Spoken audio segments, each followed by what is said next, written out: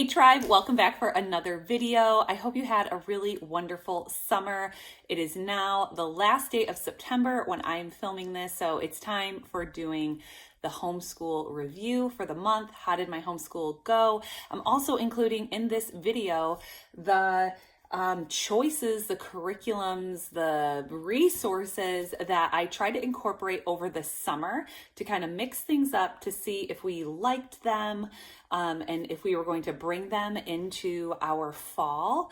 And yeah, I'm ready to share those reviews with you as well. And yeah, we are about 4.5 weeks from baby number 4 arriving here in our household. And so I'm just trying to get everything as organized and us all settled in. And so I'm excited to share all that with you. Okay, so let's get started. September was a rock star month for us. We went on a really beautiful, fun, exciting family vacation over the Labor Day weekend with lots of extended family and cousins and things. We went to a houseboat in Arkansas. Epic. If you can rent a houseboat and invite lots of family, you will have just the best time.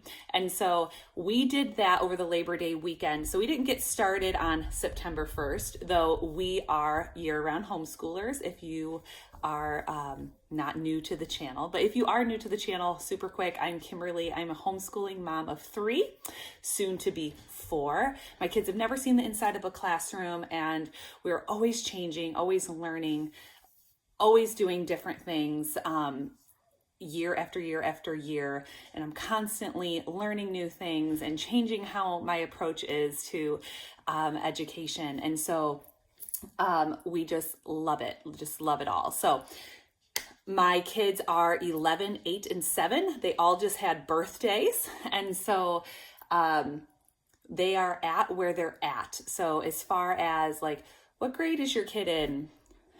They really aren't in a grade, and they are just kind of where they are. So this month of September has been awesome. We started, I believe, on September 4th. When I say started, even though we're year-round homeschoolers, we never stopped doing math, LA, read alouds, history, handwriting, our table time, stuff like that. We may slow it down a lot in the summer, but we just kind of get a little heavy-handed and much more consistent. I like to do 4 days a week. We do a co-op that we love on Fridays. And so we started September 4th, and we've been wildly consistent. I don't know if it's because of the age of my kids or just me just trying to be like, okay, we need to get some stuff in for the way I feel to be prepared for this new baby that is coming. But we've only missed 2 days of the month where we have not done the normal thing that I have planned out. I'm also moving our kids slowly into interest-led, child-led unschooling. But right now we're just kind of working through the resources that we've had from last year that are moving into this year. And then I introduced a few other really fun things into our homeschool. Some of it worked, some of it didn't. But I'm just so happy that our more heavy-handed, consistent 4-day-a-week schedule is really working for my kids. They really like it. They're not fighting me on it. Right now, we just don't need to make adjustments on it. And so what I did differently this year for me and my brain and this pregnancy brain that I am struggling with, and just also to help my oldest daughter, who's 11, help her with her time management, is that I made like a color blocked schedule. So the color blocked schedule that I made one for Eden, and then I made one for Eli and Mia together. This is for me to see what can we get done, what can we not get done happily, without fighting, without arguing.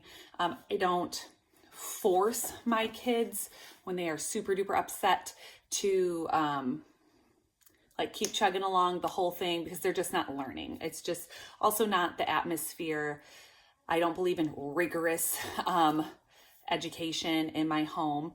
I believe in peaceful, nurturing. When things get hard, we can process that, work through that, and do hard things. But for my peace of mind, I felt that the way I set this up was super doable. So just super quick, for my daughter Eden, we just have her math, typing, reading journal, her LA rotation, because we use lots of different resources for LA because we just get bored. And so her LA rotation is Brave Writer, Explode the Code, and doing some reading with the good and the beautiful. And then she does YouTube and journaling, her spelling workbook, her mapping workbook, and nature study. And so she just goes to Monday and she does what's highlighted and she puts the check in. And I also gave her the freedom this year to, if she wants to do all her typing on one day for the week, get it done. She wants to do the math all week, whatever, as long as by Thursday, everything on here is done, unless she's really struggling. That's all I really care about. She has complete autonomy on how she wants to do that.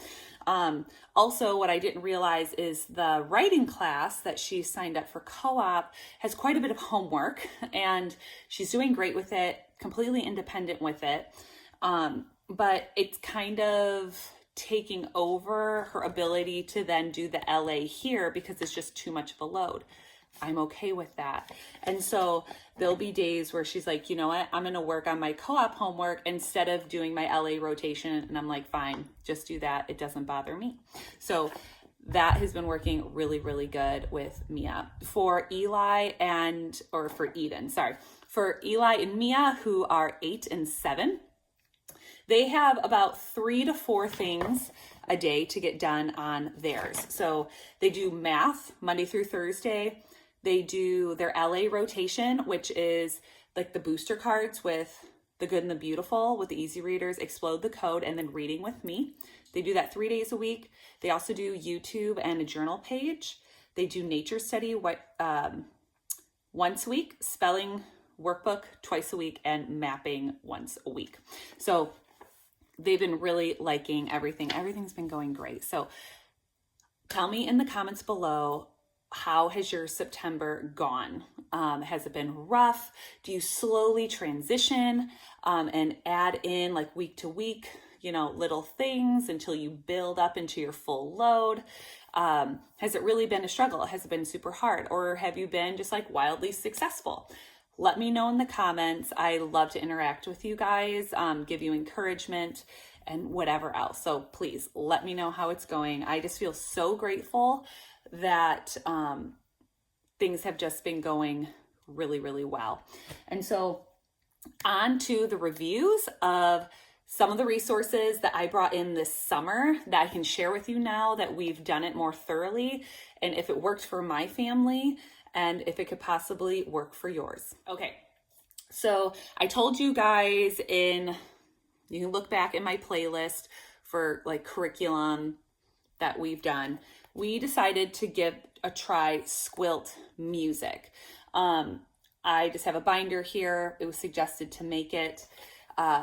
What I'm using it for now is it just stores like the monthly music calendars. So what I initially did is I believe there's 3 different levels.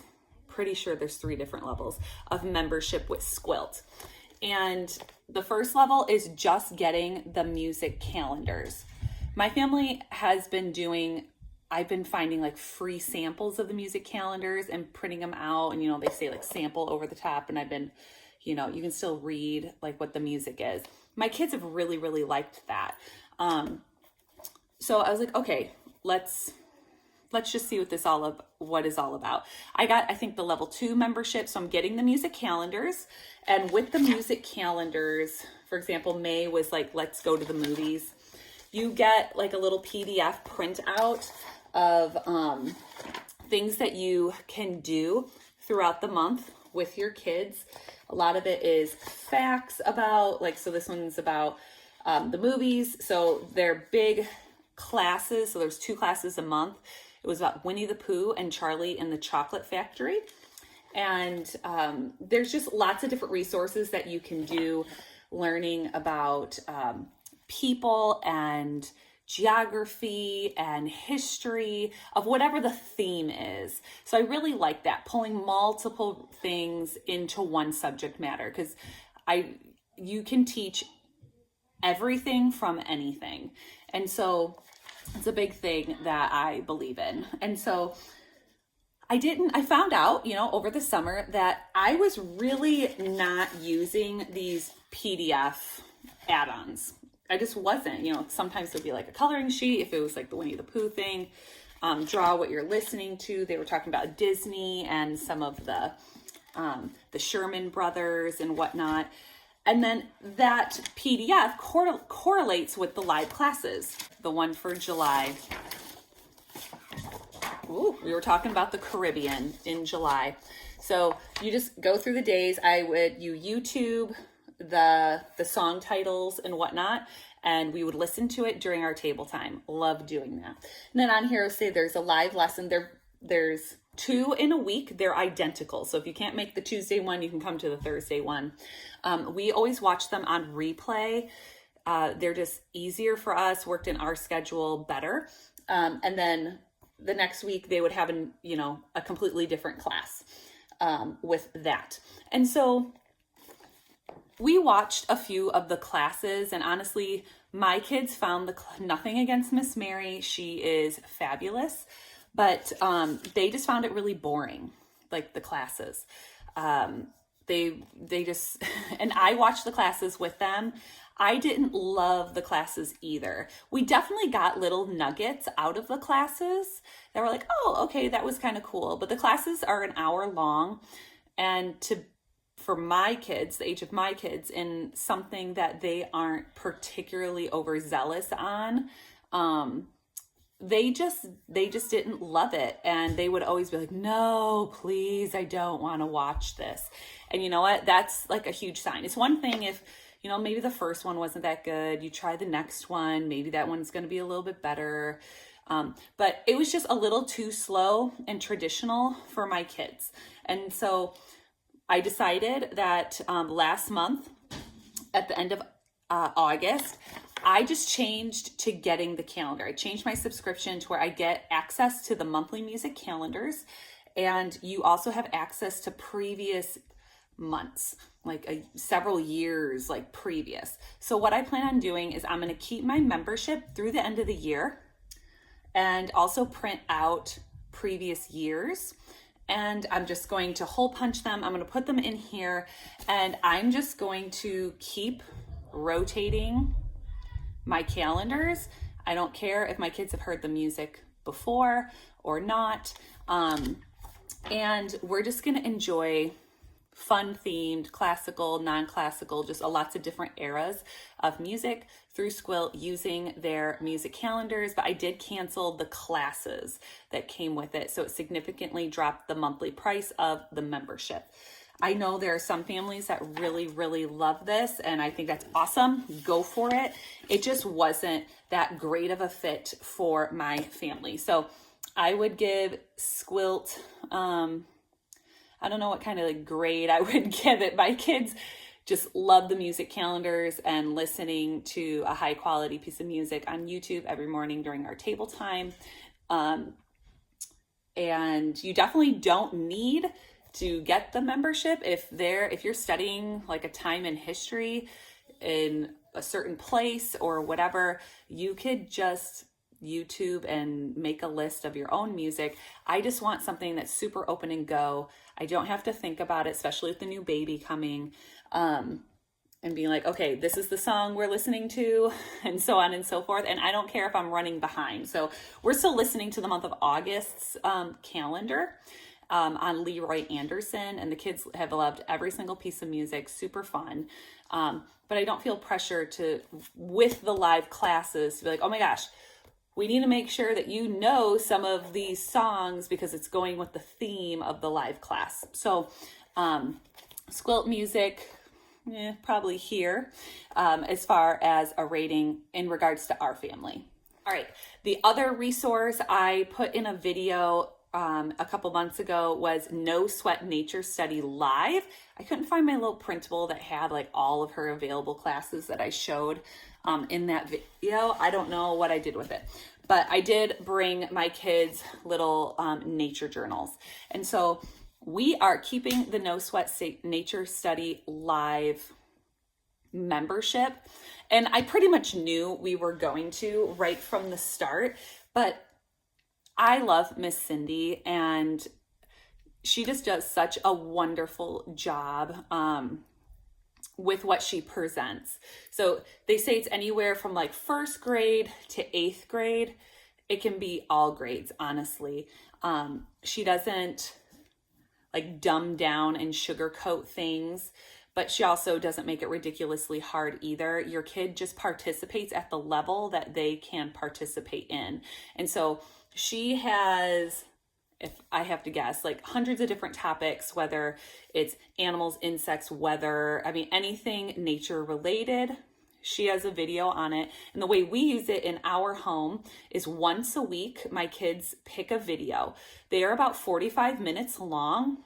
Occasionally they'll be an hour, but we always watch them on replay. We never log in live. And the reason is partially because if we're busy, we're not getting to it.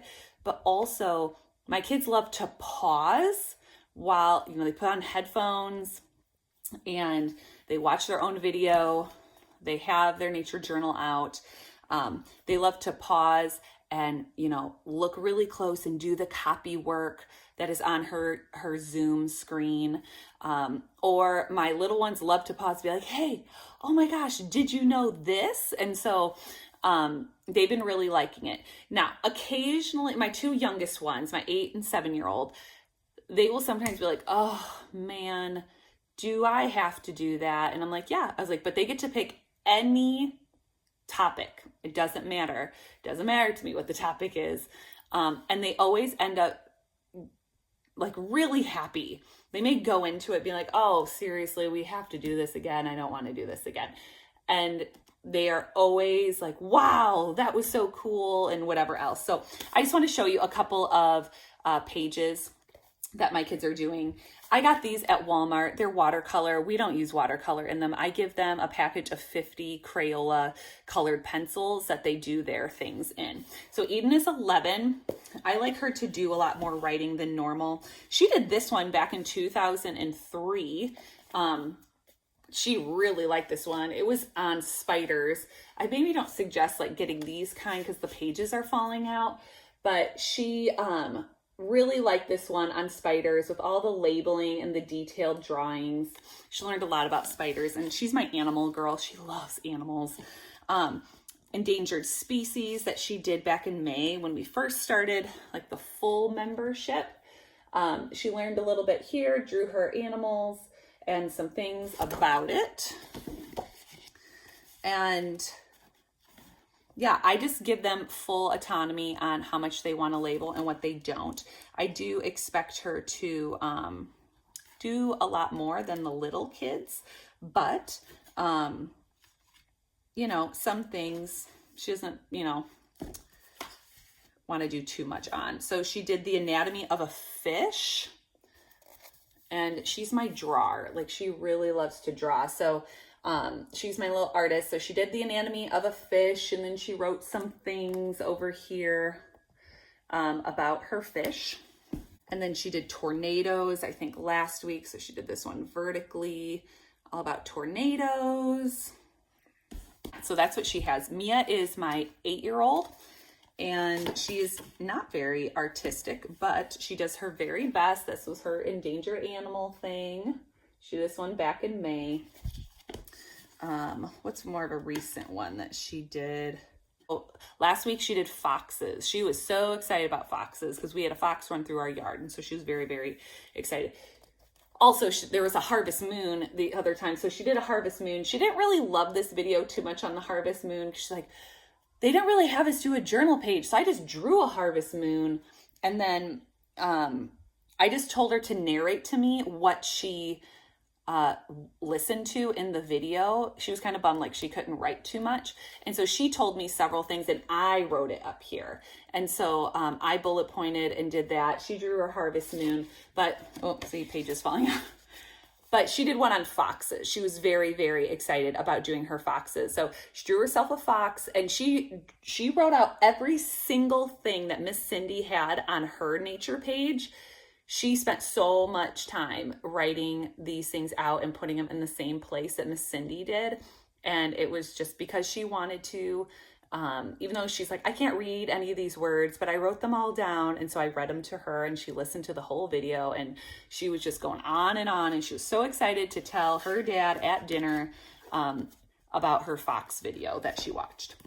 And then Eli, I would say Eli likes it the least, but as long as he's sitting on my like bouncy yoga ball and he has his headphones on and he's doing his thing, like he's really happy to do it. He may go into it like, oh man, I don't want to do this. But like, here, sit on my yoga ball and, you know, do your thing and watch the video. Like he's so happy. And then he's always like, Mom, did you know this? Did you know this? So, but he's not a drawer. He doesn't like to draw.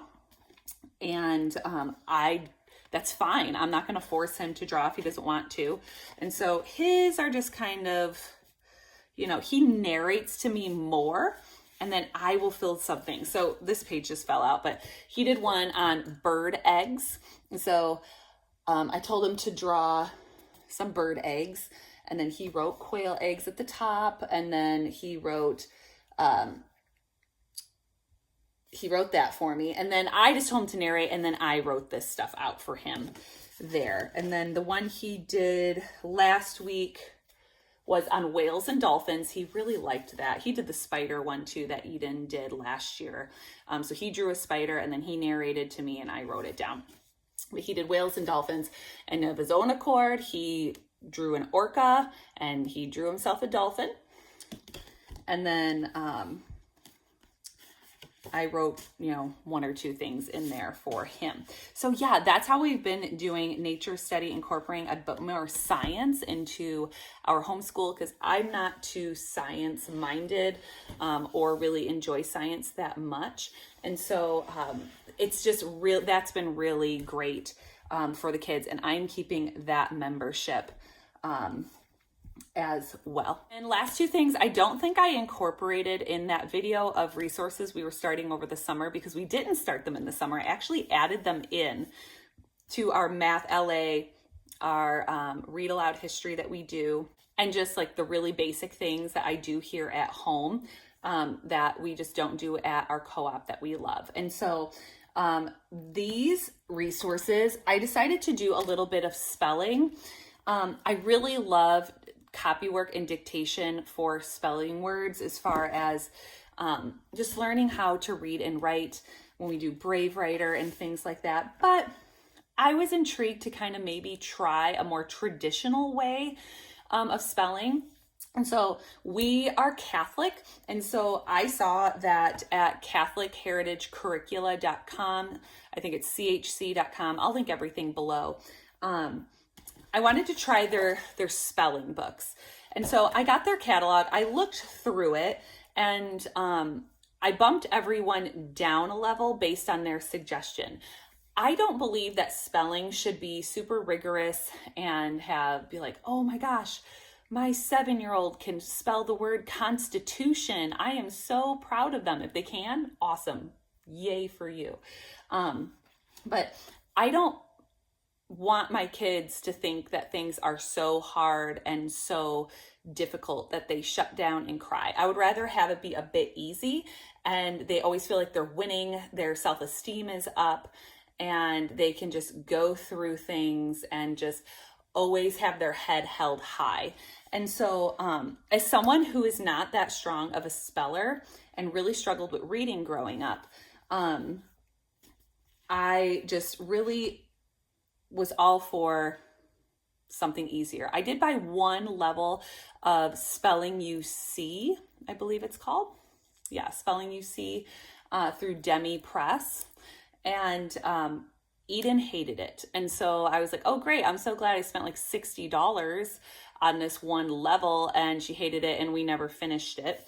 So then we took a few years off with that kind of thing. So anyway, what I like about the Catholic speller, so this is Eli's, he's 7, is it's very, very gentle. So for example,